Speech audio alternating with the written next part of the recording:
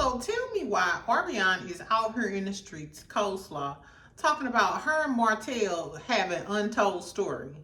Bitch, we know the story. He met you at a party, took you to Taco Bell, bust you down, and you've been in our lives ever since. Exactly. Don't ruin Wendy Williams' day with this nonsense. Exactly. So in case you've been under a rock, Wendy Williams, how you doing?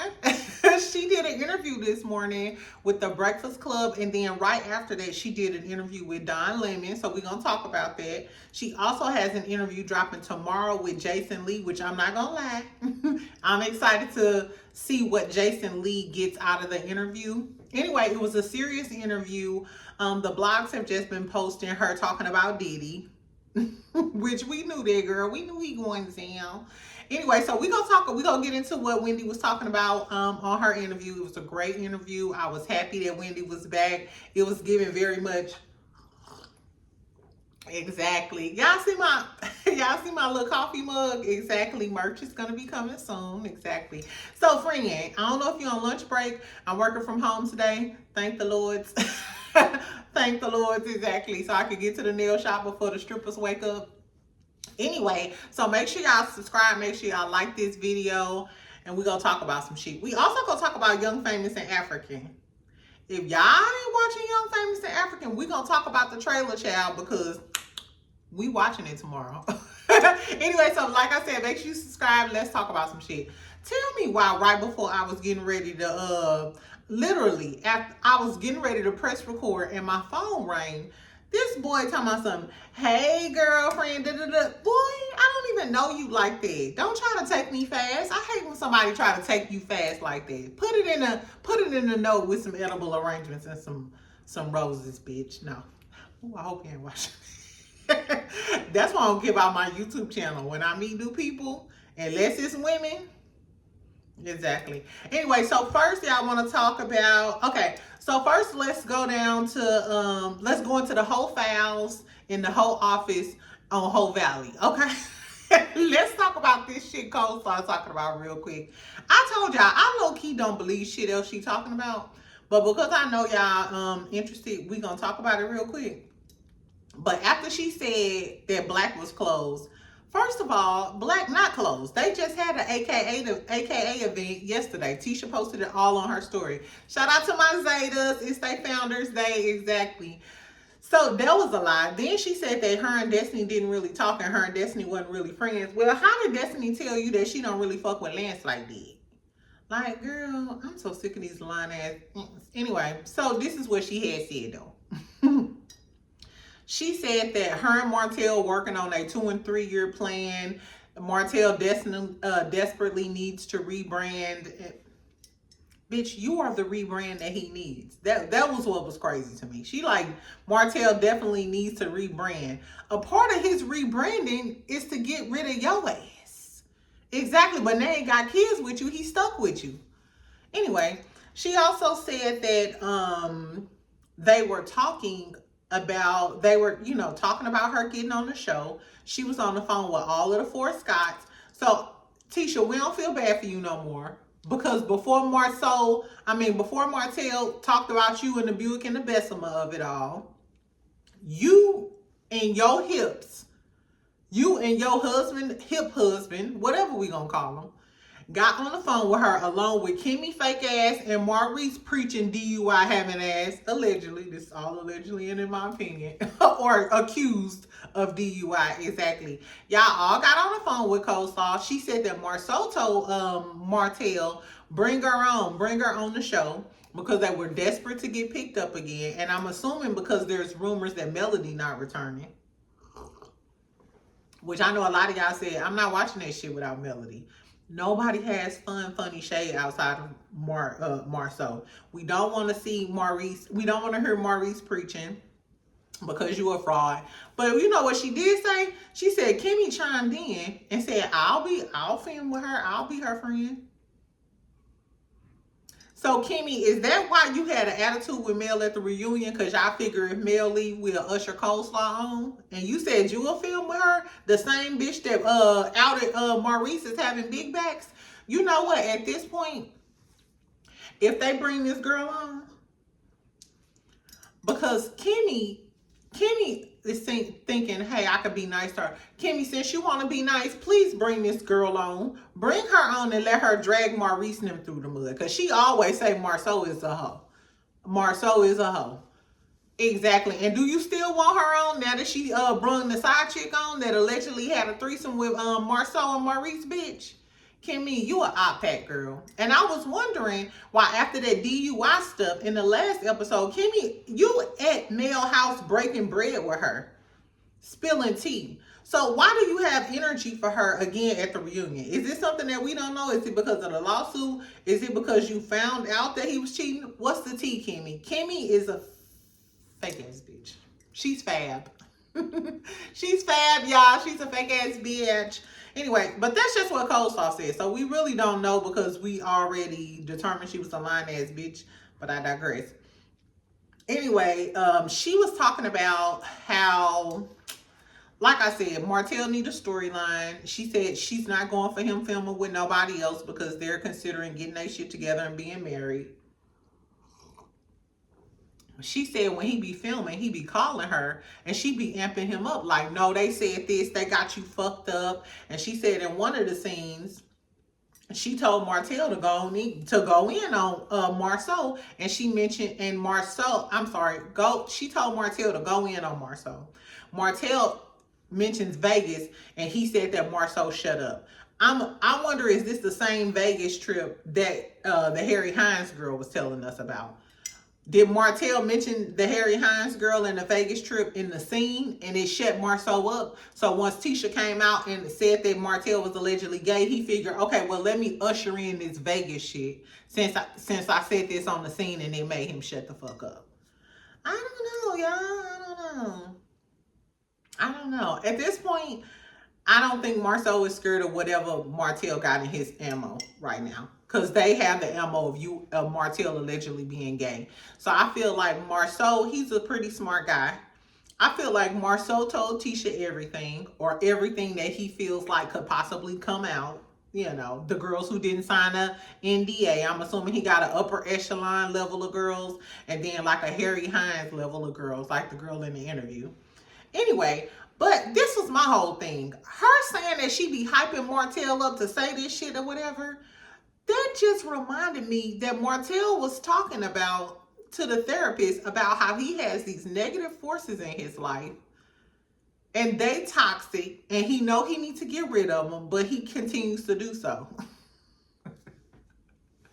Girl, you are the L in Martell's life.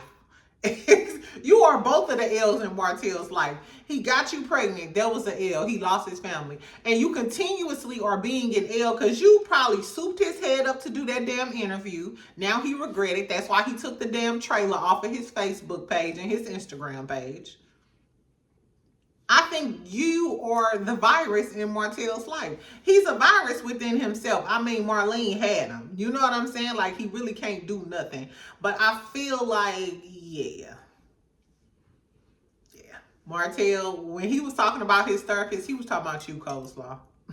While you talking about he needs to rebrand, I think you can't see it from your whole lens. I think you need to step outside of the whole lens, come into the regular world, because we all see you as being an even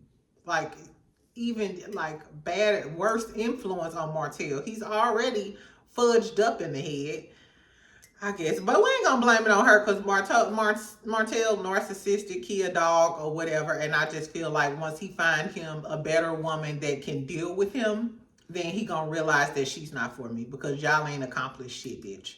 I don't know. Anyway, so she has more to say. I'm gonna continue listening. At this point, Winch, we don't want to hear your story. I don't even know why she wanted to do an interview so bad. All we gonna do is hear your story and talk cash shit about you, bitch. And the fact that you haven't monetized this is insane. The fact that Coleslaw in all of these years we've been talking about Coleslaw ain't got on Instagram. She ain't monetized Instagram, TikTok, YouTube. Bitch, when I tell you, I would have Coleslaw shirts. I would have Coleslaw shirts, Coleslaw rings. I put Coleslaw on my nails every time I a Coleslaw tattoo down the side of my face. Girl, please. You already a whore. You should have had a book out, a YouTube channel, bitch. Girl, I guess. Anyway, so tell that when she could take that shit to Zeus, bitch, because low-key we don't want to see it. And I'm sure she come on and bring down the show on or be the next Zeus in the making. Anyway, tell me if y'all think that Kimmi agreed to film with this girl. Do y'all think that Coleslaw is telling the truth about Kimmi wanting to film with her? Ain't that some dog ass trifling shit? I guess. Let's talk about Wendy. Let's talk about Wendy, friend. Get your coffee. Get your, how you doing? I was excited, y'all, because I used to always watch Wendy. I used to love Ricky Lake, Jenny Jones. What y'all know? What y'all know about Ricky Lake and Jenny Jones? What y'all know about that stalker and that Jenny Jones and that whole catastrophe? Remember that shit? Girl. Anyway, so Wendy Williams is our modern day, you know, everything. Our primal focus for like gossip and everything. It's amazing though how everybody switched their tune, because when Wendy was down here talking every morning, sitting in her chair, everybody had something to say about her every day, called her everything under the sun. But it's nice to see that a lot of people are giving her her flowers and giving her the respect that she deserves. So we all know she has a really close relationship with Charlamagne because Charlamagne worked with her in radio. Wendy Williams is who got Charlamagne on. We wouldn't know Charlamagne if it wasn't for Wendy Williams. Let's be crystal clear. Exactly. As clear as Charlamagne's face. Girl, whoever do Charlamagne chemical pills, holla at your bitch. I'm trying to get my face clear like that. Anyway, so I'm going to talk. So she also did an interview right after that with Don Lemon. I am going to talk about the Breakfast Club interview. I might sprinkle a little tidbits that she said in the Don Lemon interview. I say this because I didn't really care for the Don Lemon interview. I feel like he didn't handle her with care. I feel like he was being pushy. And then he kept mentioning her wig. Like, when I was over there, you had your wig off. That's the real you. That's how he started. That's how he prefaced the conversation. And then Wendy was like, well, yeah, I got a lot of hair, but my hair is kind of thin. That's why I wear wigs. And Don was like, he was trying, it was tacky. And it was like, dude, this is not what we here for. But you know, Wendy spilled a lot of tea about Don Lemon in the past. So it gave me a nice, nasty feel. You know what I'm saying? It didn't feel like it was coming from love and we want to advocate for her like it came from the Breakfast Club. And shout out to the Breakfast Club. I feel like they did a great interview. Shout out to Charlamagne, first and foremost. I felt like Jess played her role. She was crying. Envy, you know. Envy gonna be envy. He light skinned. Anyway, let's get into what she said. So the main focus of the interview was about her conservatorship. She's been in this conservatorship for 3 years. Her guardian is Sabrina Morrissey. We've heard about her before because she was suing the film company and stuff about the documentary a few years ago. Anyway, so Wendy was basically telling us how she lives in a luxury prison, how she's sad, she's upset. She said that she lives in a room. First of all, she said she lives in a facility with people in their 70s, 80s, and 90s. She said it's like a luxury prison. She has a bed, a TV, which she had to purchase her own TV, and one window. She said only thing she does is watch TV all day. She said she eats her food in her room. She can't leave her room without someone coming with a key, and they're key to elevators. Like, so this is a luxury prison. Imagine you Wendy Williams and you can't even leave off your floor unless somebody unlocks it. It's giving like a psychiatric hospital / nursing home vibe. That was kind of like the vibes that I was getting from it. I don't know. She also said that she just got her cell phone. The whole time she kept talking about how she was scared that they would take her cell phone in retaliation of this interview. She's not able to see her family willingly and whenever she wants to. She can't go anywhere. Unless her guardian, which is Sabrina, she can't go anywhere unless Sabrina escorts her or approves it. So case in point, Lauren was talking to her, Lauren from the Breakfast Club. She was talking to her on the phone the other day and tried to go see her at this facility. She said on her way there and the whole time she was on the phone with Wendy. When she gets there, she tells the people her name and everything. Then they call Sabrina Massey, her guardian, to see if it's okay for Lauren to go and see Wendy. So they are determining who can go and see Wendy and who Wendy can see. She said a few minutes later, guards came out, security guards came out and got aggressive with her and told her that Wendy was not there. And she was like, no, I'm talking to Wendy. I know Wendy is here. The receptionist just told me that Wendy was here. And they said, no, she's not here. Then she mentioned Alex, which is Wendy's niece. Alex was on the phone the whole time. And I like the fact that she was advocating for her. And Charlemagne kept interjecting and making it clear that Wendy can't speak on certain things due to legal provisions or whatever, and legalities, and I'm sure she don't want to misstep and say something that may affect her guardianship or her trying to get out of her guardianship. So Alex was speaking up for her. Anyway, so Lauren mentioned her, and they said, we don't know a person by that name. She said she mentioned Sabrina Massey, and she didn't know. That is crazy, right? Imagine you outside of the hospital trying to see somebody that you love, or outside of a nursing home, and they are telling you that this person is not in there. Meanwhile, you're talking to this person and you know they in there. Charlemagne mentioned it's illegal for them to deny visitation. I'm not sure. I guess that just depends on how the contract is written with her guardianship and her, how it pertains to her health and everything. So they asked Wendy to comment on the fact that they are saying she has dementia, she has a cognitive impairment, she is incapacitated due to alcohol. Now, Wendy been in there for 3 years, and y'all controlling everything. Y'all controlling what this woman eats. She can't even order no Chick-fil-A without getting someone to approve it. She can't order. She mentioned Sephora, how she wanted to, go to Sephora and stuff. So if she can't do that, first of all, she's not incapacitated by alcohol, because I'm assuming y'all ain't giving her no bottle of gin. You know what I'm saying? And she basically was like, hey, I'm not cognitively impaired. I don't have dementia. And you can tell by the tone in her voice. First of all, dementia comes in and out.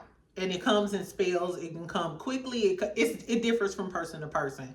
So based off of that short amount of conversation, we're not medical professionals. All of my nursing girlies, Pretty Arionne, all of the girlies, please get down in the comments. I would love to hear if y'all watch the interview, I would love to hear what y'all think, and what y'all think about the situation.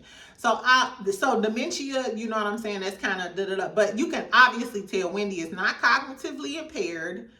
This lady is not incapacitated due to alcohol. You can tell she's in her right mind. She's of sound mind. And I believe that, they need to let her out. It's really unjust. It's really sad. She don't have access to her money. Even with Lauren trying to come see her, she don't even have a say-so on whether she can see her friends and her family. She said she's been sitting in her room for 3 years, or in this conservatorship for 3 years. She said she spent 3 birthdays alone in her room. Imagine being Wendy Williams. You didn't reach this certain level of success, and then all of a sudden, these courts take all of your rights, and this lady, Sabrina Morrissey, or whoever she is, has control over everything you do. This is my problem with that, because if Wendy doesn't have dementia now, do you know what the long-term mental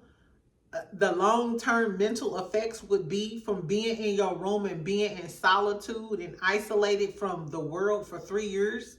That's kind of like the same thing that jail would do to you. And I immediately started thinking about Britney Spears. Imagine how long Britney Spears was in that conservatorship, and she's still not back to herself as of now. I know y'all be laughing and shit about her dancing in the panties and stuff or whatever, but I never thought that was funny. I never thought that Britney dancing around in the house with panties and knives and stuff. It's obvious that this lady has been through too much, been isolated or whatever, and she's trying to get back.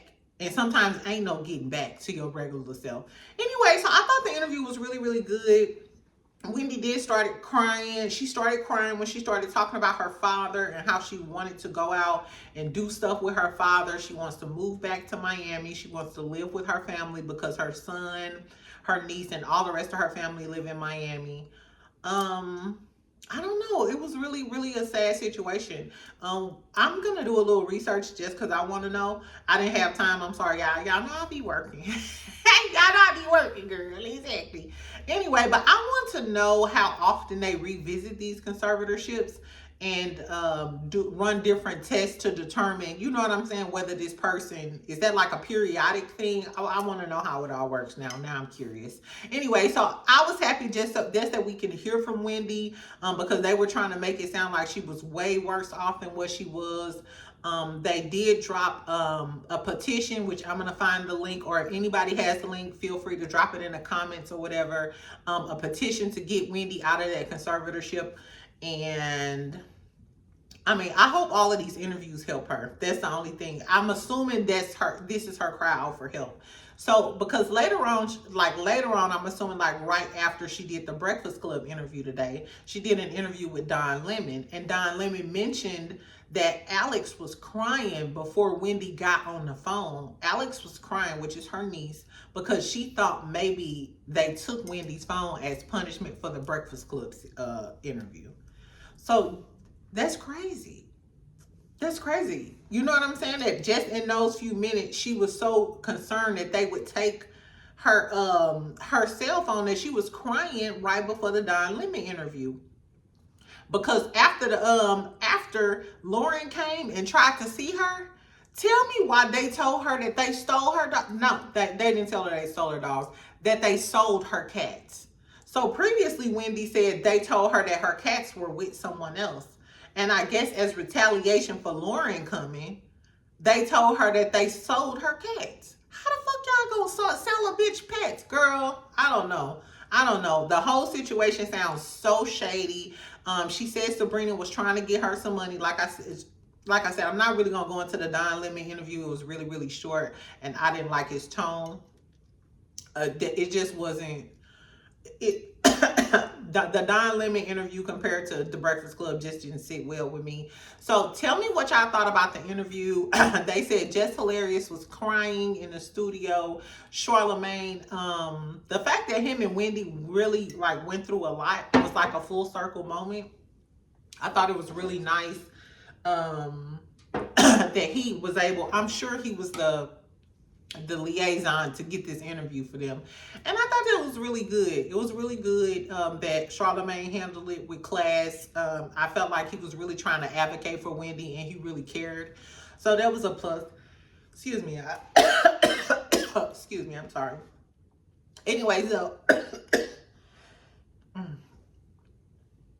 so tomorrow she's having an interview with Jason Lee. So tell me if y'all gonna tune in to the Jason Lee of it all. Of course, Wendy mentioned Diddy. Charlemagne was like, of course, Wendy of sound mind. Talking about some Wendy, remember when you got fired? Yeah, what do you think about the Diddy shit now? She said, it's about time. She said, it's about time. She said, I know way more shit about Diddy than y'all know. And he gonna be in jail for life. Which, mind you, Wendy been talking about how trifling Diddy is. Wendy been told us, before anybody told us, Wendy told us about how trifling Diddy was. And Diddy tried to get her fired. Well, he was successful in getting her fired. He played a hand in it. Exactly. Speaking of Diddy, are y'all gonna watch the Diddy documentary? That's what I wanted to ask y'all. Somebody mentioned it to me in my comments, but I don't know. You know how we kind of tired of hearing about Diddy, but I wonder is the documentary gonna give more? So tell me, y'all. Tell me. I got a little time, cause baby, now that I'm sober, I got a lot of time. Now that I'm trying to do sober living, I got a lot of time. Exactly. So tell me if y'all watch the Diddy documentary or y'all gonna watch it. Do you want me to watch it for you, friend, and then come back and tell y'all if it's good or whatever? Drop down in the comments. Give me the tea. Fuck Diddy. Girl, go watch Diddy. Girl, I watched it. It was okay. Let me know what the tea is. Anyway, so that's all on the Wendy. Tell me y'all thoughts. Let's talk about Young, Famous, and Africa. Let's get a little more upbeat for a minute. So we can end this off on a good note, child. So, I don't know if y'all watch Young, Famous, and African. Tell me, I really want to know how many people have watched it so I can know if I should do a video by itself or combine it with some other tea. Tell me if y'all watch Young, Famous, and African. For those of y'all who don't know, Young, Famous, and African is a reality TV show set in South Africa. It's on Netflix. This is the 3rd season. Mind you, each season, I believe, is only like 6 episodes. You know what I'm saying? So if you haven't got caught up, this is the perfect show. If you like the Housewives and all of the things, I'm assuming since you listening to your best friend, then you watch this shit. Young, Famous, and African is everything. I'm sorry, y'all. It is everything to me.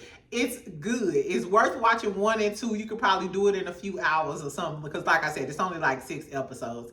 So season 3 dropped tomorrow. Friend, I'm just trying to let you know, if you subscribed and got my notifications on, we gonna talk. We gonna talk. So they just dropped the trailer, child. First of all, this is why I love Young, Famous, and African. First of all, I'm here for the fashions. I'm here for all of the fashions that have ever fashioned within the fashionists.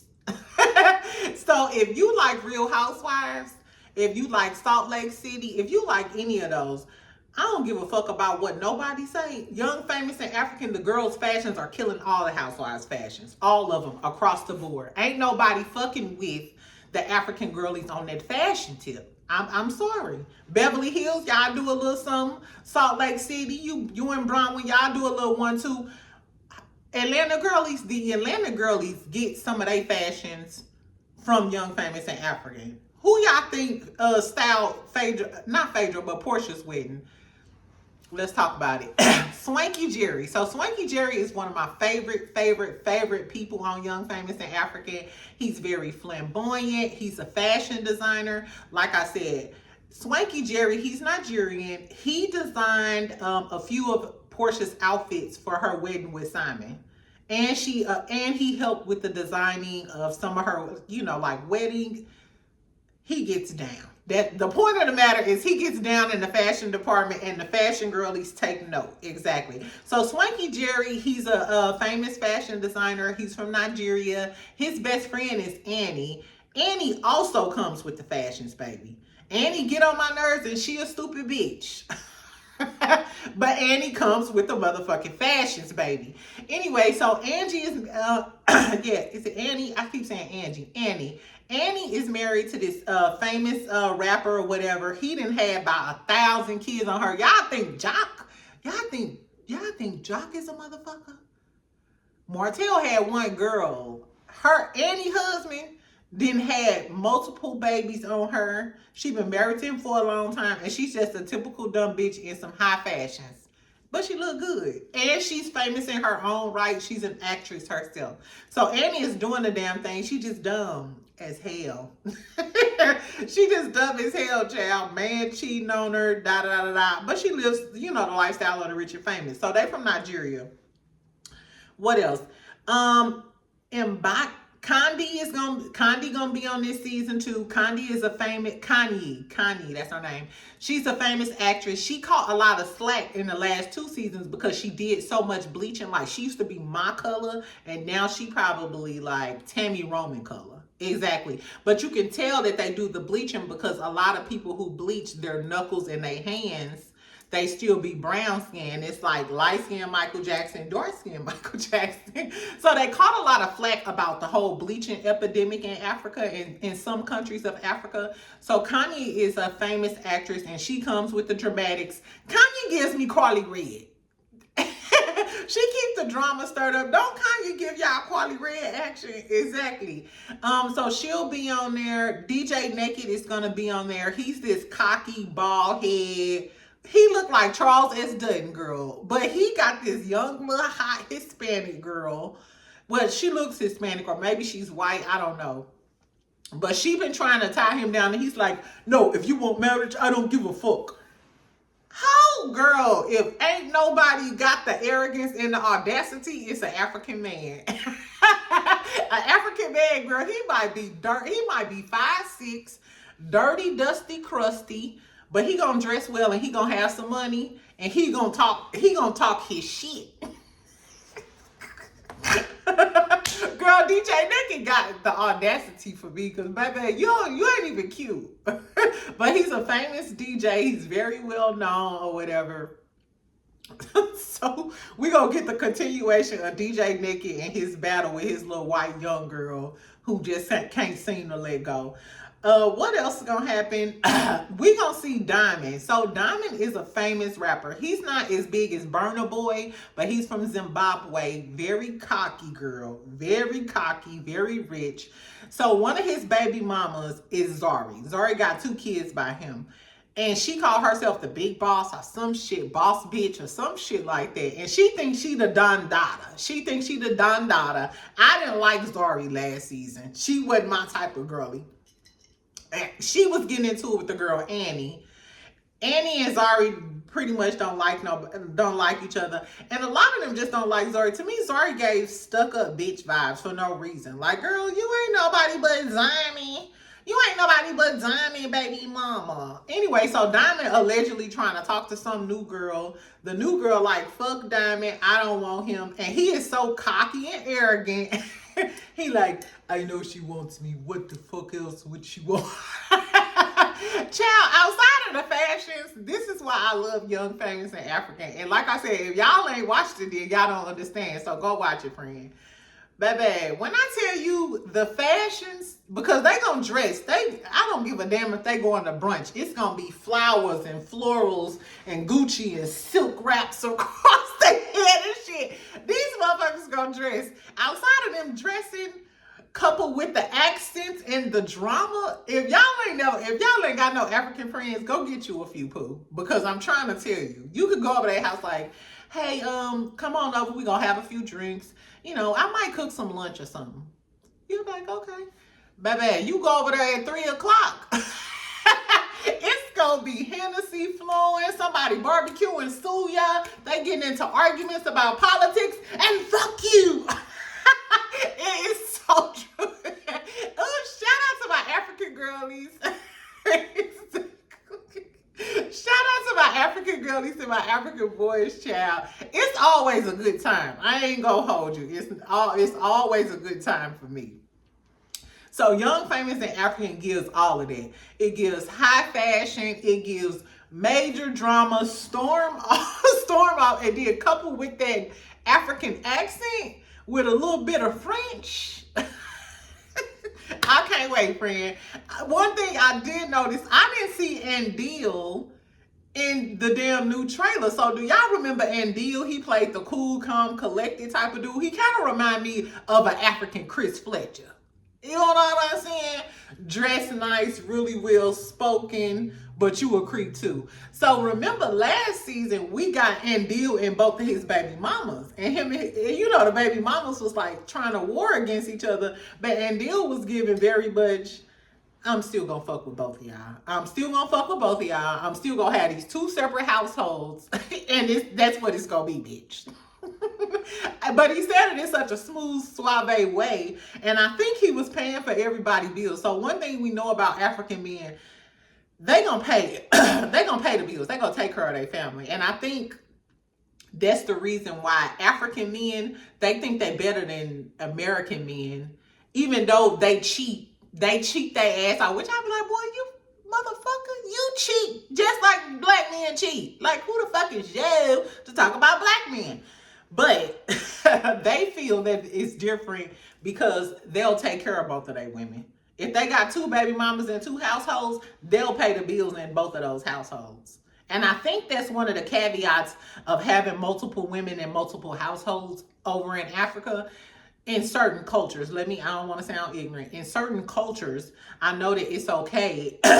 It's accepted for you to have multiple families, but you have to be able to take care of both of those families financially. You know what I'm saying? Versus her, Ricky Bobby can't be fucking Sandra and Katoria and then got 2 households and you ain't taking care of nan one of the households. You know what I'm saying? You a deadbeat to 2 women. Exactly. Anyway, girl. So I'm excited. Because I feel like I'm finna get some juiciness and some fashions and all of the above. So if y'all ain't watched Young, Famous, and African, I'm trying to tell you, friend, go watch it because we gonna be talking about it. And it's gonna be good. Exactly. That's all I really gotta say, child. Later on today, I'm gonna give y'all the Salt Lake City finale. So if y'all ain't watched the Salt Lake City finale, you got a little bit of time, friend. I'm gonna finish up my work, get my nails done, probably try to hit the gym, but I'm gonna get Salt Lake City out. So we're gonna talk about Salt Lake City. I'm gonna review trailers this week. Catch up on trailers. Catch up on trailers, girl. Robin Dixon making a comeback. Yes, the man Robin Dixon, the man from Real Housewives of Potomac. Anyway, it's gonna be good. Bob the Drag Queen is giving it to the girlies. It's giving very much Phaedra from last season or whatever. I also like Chrishell from Selling Sunset. She's on there. Who else on there? Tom from Vanderpump Rules on there. The ultimate girl. Anyway, we gonna talk about it, friend. So make sure you subscribe, make sure you like this video. Y'all know I'm trying to get to 20,000, so help your girl exactly so I can get to the 20,000. Wow. Tell me what y'all thought about the Wendy interview, the conservatorship, everything that she said. Also tell me what y'all thought about the Kimmi of it all, her being a fake ass bitch, a fab girly. A fab girly. That should be y'all code word at work. When you call a girl, like, girl, she is so fab. You a fake ass bitch. You a fake ass bitch. Anyway, y'all, so I'll talk to y'all later. Make sure you subscribe, make sure you like, make sure y'all comment, tell me what y'all thinking, or y'all gonna watch the Diddy documentary and all of the things. And y'all know I'll comment back.